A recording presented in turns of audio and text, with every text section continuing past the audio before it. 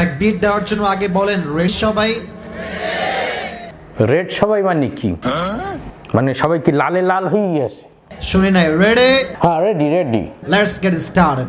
Let's get starts. লিল্লাহি তাকবীর। হ্যাঁ কি কইলা আবার? আরো জোরে কাঁপাতে হবে, লিল্লাহি তাকবীর। এটা আরবি বললেন না ইংরেজি বললেন? হয় নাই, আরো জোরে কাঁপাতে হবে। বাংলিশের সাথে এখন আরবি বানাই ফেলাইছে, লিল্লাহি তাকবীর।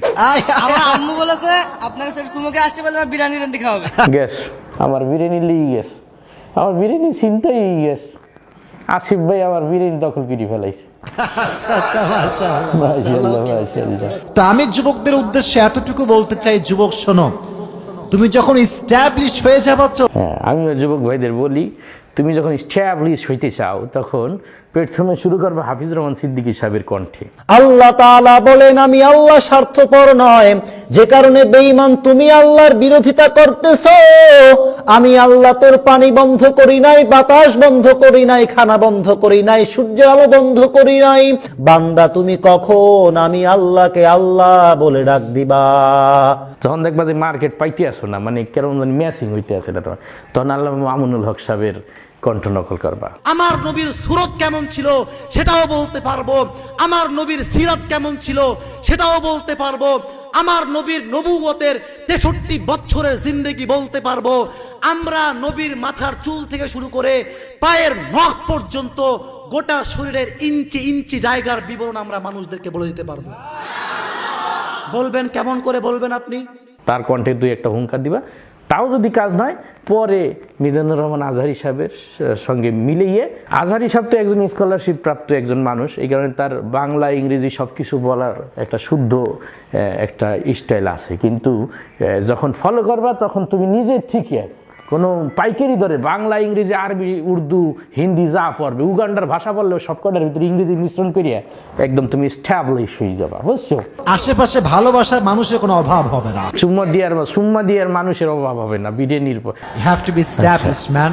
স্ট্যাবলিশ মানে হলো স্বাবলম্বী বা গ্রহণযোগ্যতা অর্জন করা। তখন তোমাদেরকে মেয়ের পেছন লাইন ধরতে হবে না, মেয়েরাই তোমার পেছন লাইন ধরে দাঁড়িয়ে যাবে। এটি কি একটা যুবকের সফলতা যে মাইয়েরা যখন আমার পিছনে লাইন ধরবে তখন আমি বুঝে নেবো যে আমি স্ট্যাবলিশ হয়ে গেছি। আর যদি কোনো মাতারি আমার পিছনে লাইন না ধরে তো বুঝবো যে আমার জীবনটা শেষ, আমি স্ট্যাবলিশ হইতে পারলাম না, মিস্টার ইবলিশ হইতে পারলাম না, কিছুই হইতে পারলাম না। আমি অনেক খুশি আজকে ভাই। কিসের জন্য খুশি একটু দেখি।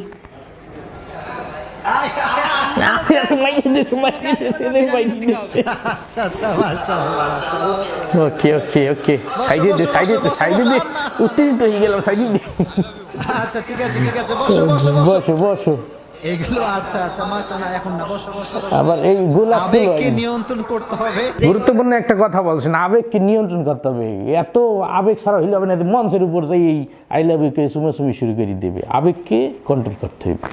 এখানে অনেকগুলো ক্যামেরা আছে, আমার সঙ্গে যে উল্টাপাল্টা করে এগুলো ভাইরাল হয়ে যায়, প্রিয় ভাইরা। অনেকগুলো ক্যামেরার ভিতরে আপনার ক্যামেরা কয়টা একটু হিসাব দিন আমাদেরকে, কারণ আপনার নিজের পেজ যেটা এটার মধ্যেও ছাড়া হয়েছে এবং সেখানে ক্যাপশনটাও দিয়েছেন আপনি এমনভাবে যে মনে হচ্ছে যে এটা একটা কন্টেন্ট। তো এইটা থাম্বনেল যদি আপনি নিজেই নিজের পেজে দেন তাহলে তো ভাইরাল হবেই, আর তার মানে আপনার উদ্দেশ্য ভাইরাল হওয়া।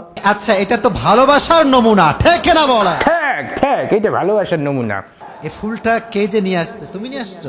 স্টেজে আসার আগে যাকে বলছিলেন যে তুমি আমাকে ফুলটা দিবা, সেই লোক চেহারা মনে নাই না? আচ্ছা আচ্ছা, এইবার মনে পড়ছে। ওর মা ওরে বলছে যে ও যদি আমাকে চুমা দিতে পারে ওরে বিরিয়ানি রান্না করে খাওয়াবে। ওর মায়ের বিচার করা উচিত আগে। তোর মার বিচার নাম্বারটা দিস, তোর আম্মুর নাম্বার হুজুরের কাছে দে, তোর মা রাস্তা মতো বিচার। সবাইকে ভালোবাসি, সবার সঙ্গে হাত মিলাই। কত বড় উদার মন দেখছেন, সবাইরই ভালোবাসতে মন চায়, সবার সাথে হাত মিলাইতে মন চায়। ভালো, মাশাআল্লাহ, খুব ভালো। আসলে কি বলবো, অনেকেই এই ভিডিওটা সমালোচনা করতে পারেন। আসিফ ভাইয়ের ব্যাপারে আমি প্রথমে পজিটিভটা বলি। তার বাসায় আমি গেছি, তার সাথে আমার অনেক ভালো একটা সম্পর্ক। তিনি কিন্তু আগাগোড়া একজন কওমির ছাত্র, আমাদের রাজশাহী শহরের ইসলামিয়া মাদ্রাসার ছাত্র তিনি, এবং খুব ভালো একজন ছাত্র। কিন্তু সে আর কি বয়ানের জগতে নাইমে মানে এই জনপ্রিয়তাটা অর্জন করার জন্য অনেক মেহনত করছে। শুরুতে হাফিজুর রহমান সিদ্দিকীর সুর নকল করে চেষ্টা করছে, দেখছে যে না, সিদ্দিকী সাহেবের মতো হুবহু কণ্ঠ মার্কেটে এখন অনেক আছে, আমারটা মেলে না, এটা ট্রাই করলে আমার মার্কেট পাওয়া যাবে না। তারপরে মামুন সাহেবের মতো কিছুদিন চেষ্টা করছে, দেখছে যে না, আমি হলাম নরম দরম মানুষ, ওরম হুঙ্কার দিলে আমার কেরম জানি ওই যে বিলের যখন বাঘের হুঙ্কার দিতে কয়, বিলের চেহারা তো বাঘের মতো, দেখা গেল খুব প্রস্তুতি নিয়ে বাঘের মতো ঘরেরা হুঙ্কার দেবে, কিন্তু মেলা প্রস্তুতি নেওয়ার পর বাইরে দেয় ম্যাও, এরকম আর কি হয়ে গেছে বিষয়টা। তা দেখে যে না, মামুন সাহেবের সাথে তার বিষয়টা ম্যাচিং হয় না। তারপরে সে চেষ্টা করলো যে আমার এই কিউট চেহারার সাথে আজহারি সাহেবের একটু ম্যাচিং হয়। মিজানুর রহমান আজহারি সাহেব যেমন সুন্দর করে ইংরেজিতে কথা বলে, তারপরে আধুনিক বাংলা ভাষা ব্যবহার করে, তাকে আমি ফলো করি। তারপরে আস্তে আস্তে সে তাকে ফলো করা শুরু করলো এবং অসংখ্য নারী পুরুষ তার ভক্ত হয়ে গেল এবং তার এই কথা বলার স্টাইলগুলো আমাদের যুব সমাজ লুফে নিল। এখন যুবকরা ইলমি বক্তাদের দাওয়াত নিয়ে দিয়ে তারা চাই যে আমাদের আবরুল্লাহ আসিফ ভাইকে দাওয়াত দিই। আসিফ ভাই, আপনাকে যেটি বলবো যে এটি যদি আপনার দিনের দাওয়াত হয়, অবশ্যই ভালো ওয়াজের ময়দানে মেহনত করা এবং আপনার মতো একজন আধুনিক যুব সমাজের আইডল হয়, এটা মানে আপনার বয়ান শুনে যদি যুব সমাজ অন্যান্য খারাপ কাজগুলো থেকে ফিরে এসে মাহফিলের ময়দানে ভিড় হয়, সেটা ভালো। তা আপনার বয়ানে তো এমনি যুবকরা হয়, তারপরে কেমন যেন মনে হয় কি যে আপনি আলাদাভাবে আপনার এই বয়ানের কিছু অংশ কন্টেন্ট হিসেবে ব্যবহার করেন, যুবকদের আওয়াজগুলা এই ঠিকঠাক বলে, কেমন যেন মনে হয় যে খেলার গ্যালারি আছে না, গ্যালারির থেকে সাউন্ড নিয়ে এসে আবার বাড়তি সাউন্ড যোগ করা লাগে। এটা আমি বলবো না 100% শিওর, মাঝে মধ্যে মনে হয় আর কি, মিলাই দেখতে পারেন আপনারা একটু, কেমন যেন একটু মিল মনে হয় না, এইটাই আর কি বলতে চাইলাম। তবে আমি শিওর না, মনে হইল। তবে এই বিষয়টা তো শিওর যে আপনি আপনার নিজের পেজে এই ভিডিওটা ছাড়ছেন এবং থাম্বনেলটাও দিয়েছেন যে অন্য ইউটিউবাররা বক্তারে পছানোর জন্য যেরকম থাম্বনেল আর হেডলাইন ক্যাপশন ব্যবহার করে, আপনি নিজের ভিডিওতে নিজে ওই রকম একটা ক্যাপশন আর এই মানে থাম্বনেলটা ব্যবহার করছে। তার মানে এই বয়ানের এই অংশটাকে আপনি কন্টেন্ট হিসেবে, আমরা যেরকম ভিডিও বানাই, একটা কন্টেন্ট বানাই, আপনার বয়ানের কিছু চুম্বক অংশ থাকে যেটা আপনি কন্টেন্ট বানান, ভাইরাল হয়ে যায়। আপনার ভাষায় যেটাকে বলা হয় ভাইরাল, এই ভাইরাল হয়ে যায় আপনার। এবং আমাদের গেদুগা দ্বারা তো এই ধরনের স্টাইলিশ কথা শুনলে উৎসাহী পড়ে। তবে এই মাহফিলের ময়দানে অতিরিক্ত জিনিসটা ভালো না ভাইজান, এই যে সুমাসুমি দিয়া, গোলাপ ফুল দিয়া, এইসব আপনি একদম টোটালি নিষেধ করে দিবেন।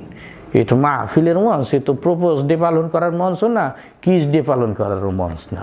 আপনি বলতে আছেন কোরআন হাদিসের কথা, আপনি বলতে আছেন যুব সমাজের হেদায়েতের কথা, এর মধ্যে আপনার কিস দিয়ে আর কি হইলো আর গোলাপ ফুল দিয়ে আর কি হইলো?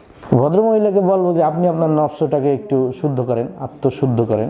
আপনি আপনার পোলারে পাঠাইছেন যে হুজুরে কিস দিতে পারলে বিরিয়ানি খাবো, এত কিস দেওয়ার শখে হুজুরে, হুজুর আলোচনা করতে এসে আলোচনাটা শোনেন, শুনে আপনি আমল করেন। হ্যাঁ, এই জন্য আপনি খুশি হয়ে তার জন্য কিছু হাদিয়া পাঠাইতে পারেন। পোলারে এখানে পাঠাই দিয়েছেন যে এখানে যাইয়ে স্টেজ উইটে সরাসরি চুম্মা মেরিয়ে দিবি, আমি তোর বিরিয়ানি খাবো। এত অশ্লীল কেন মনের ভিতর? এসব অশ্লীলতা থেকে দূরে থাকতে হবে।